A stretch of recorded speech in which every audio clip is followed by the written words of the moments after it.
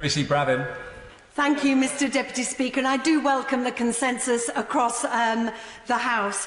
Mr Deputy Speaker, the condemnation of the demographic genocide is widespread, but the only reason that we are stood here today is because of those brave Uyghur Muslim women who spoke to journalists about their horrific experience. So whilst I would, of course, press the Minister for more information about the representations he's making to the UN specifically to get investigators in those communities to find out exactly what's going on, I would also ask what is being done to ensure that those women who shone a light on this abuse are being protected and will not pay the ultimate price for telling the truth about this horrific genocide.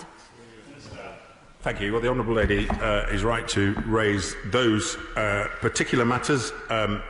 With risk of repeating myself, we have raised this issue several times at the UN and bilaterally with China. This report, as I say, which is we've seen in the last 24 hours, adds considerably to our serious concerns about what's going on in Xinjiang. It's incredibly difficult to get access, and she'll be aware that the lack of NGO presence, the inability of us being able to provide support through whichever department it is in government does make that direct contact with the Uyghur women.